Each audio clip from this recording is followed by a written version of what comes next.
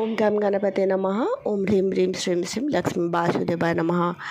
আপনাদের সবাইকে আমাদের পরিবারে সাদর অভ্যর্থনা জানাচ্ছি। আজকে খুবই সুন্দর তথ্য প্রদান করব যে আপনার ব্যবসা বা চাকরিতে যদি কোনো সমস্যা দেখা দিয়েছে, চাকরিতে কোনো সমস্যা, সেটি উন্নতিতে সমস্যা, আপনি সরকারি বা বেসরকারি যেই সংস্থায় কাজ করুন না কেন, উন্নতিতে সমস্যা বা প্রমোশন বা সেখানে ঝুট ঝামেলা হচ্ছে, গণ্ডগোল হচ্ছে, বসের সাথে আন্ডারস্ট্যান্ডিং হচ্ছে না, ঊর্ধ্বতন কর্তৃপক্ষের সাথে মনোমালিন্যতা এসেছে, বা ব্যবসা যদি করেন সেখানে ঘাটা, অর্থাৎ ব্যবসায় আপনার লাভ হচ্ছে না, লোকসানের পথে হচ্ছে, সমৃদ্ধি আসছে না, উন্নতি হচ্ছে না, প্রচুর পরিমাণে আপনি যেই স্বপ্ন দেখছেন সেই স্বপ্নটা পূর্ণ হচ্ছে না, তাহলে বলবো যে আপনি এই শ্রাবণ মাসে একটি গাছের নিচে এক মুঠো জিনিস আপনি রেখে আসুন।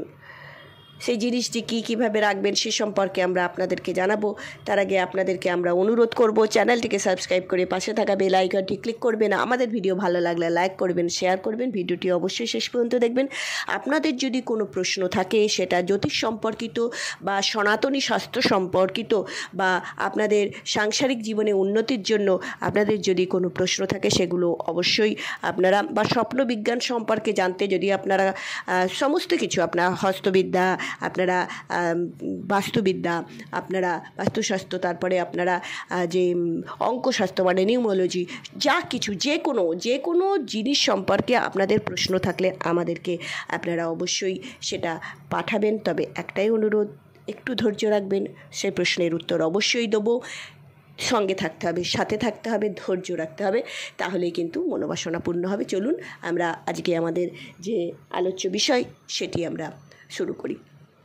এই শ্রাবণ মাস চলছে, আপনারা জানেন শ্রাবণ মাস আমাদের ভোলে বাবার, মহাদেব এর খুব প্রিয় মাস। কেননা যখন সমুদ্র মন্থন হয়েছিল, কালকূট বিষ, সেই সমুদ্র মন্থনের সময় কি হয়েছিল, নির্গত হয়েছিল, তখন সেই কালকূট বিষে বিশ্ব সংসার জর্জরিত হয়ে যাচ্ছিল।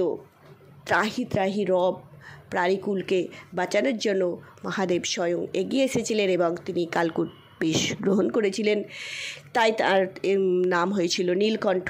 তার কণ্ঠ নীল রঙের হয়ে গেছিল, তাকে নীলকণ্ঠ উপাধি দেওয়া হয়। তিনি নীলকণ্ঠ উপাধি ধারণ করেন।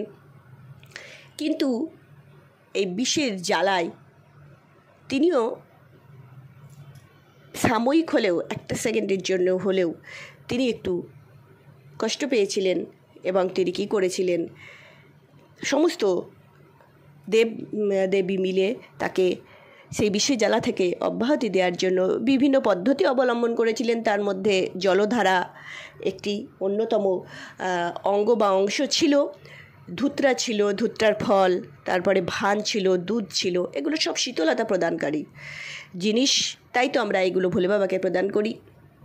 কিন্তু অনেকে মনে করেন যে ভান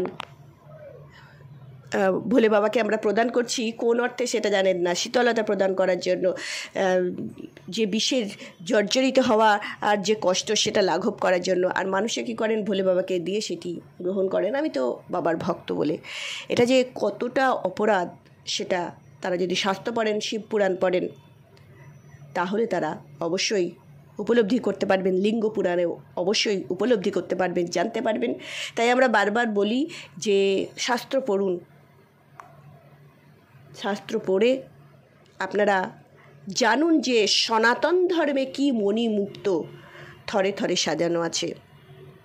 আমাদের সনাতন ধর্ম সমুদ্র, সেখানে ডুবুরি হয়ে শুধু ডুব দিয়ে আপনাকে মণিমুক্ত আহরণ করতে হবে। আপনি যদি সেটি করতে পারেন, তাহলে আপনি জীবনে দেখবেন কি সুখ লাভ করেছেন।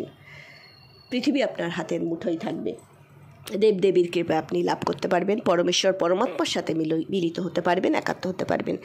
তাহলে এই শ্রাবণ মাসে আপনি সোমবার কি করবেন, যে কেউ করতে পারেন, যে কোনো ধর্মের মানুষ করতে পারেন। আপনার শ্রদ্ধা থাকতে হবে, ভক্তি থাকতে হবে এবং মনে বিশ্বাস থাকতে হবে, ভোলে বাবা আমার সাথে আছে, ভোলে বাবার কৃপা আমি লাভ করছি। শাস্ত্রসম্মত উপায় আমি অবলম্বন করে আমি ধর্মের পথে আমি এগিয়ে যাচ্ছি।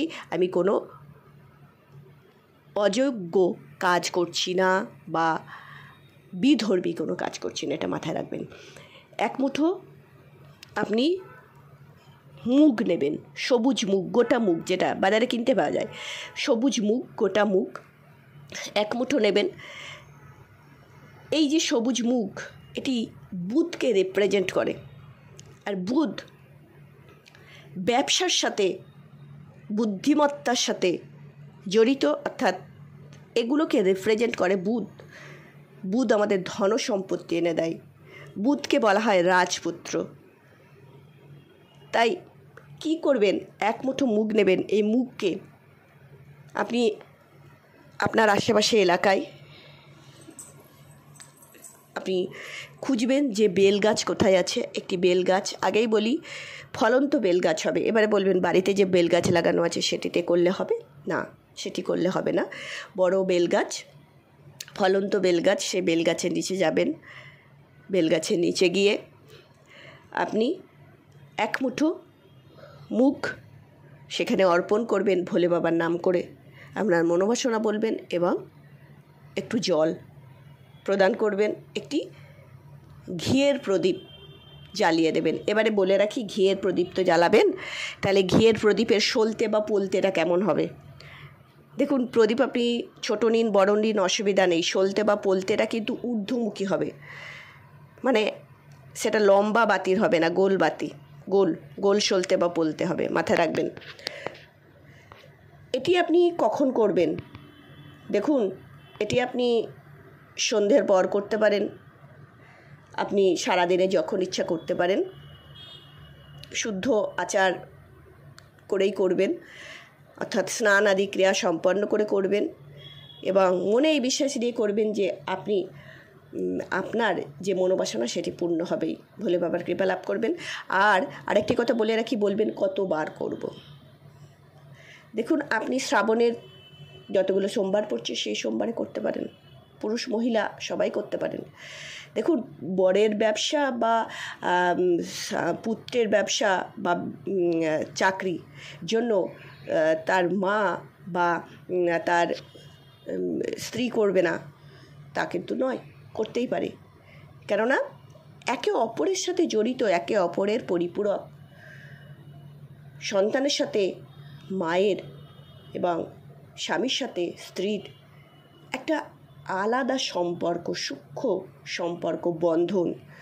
এই বন্ধন মুখে, ভাষায়, কথায় বলা বা বোঝানো যাবে না, এগুলো উপলব্ধির বিষয়।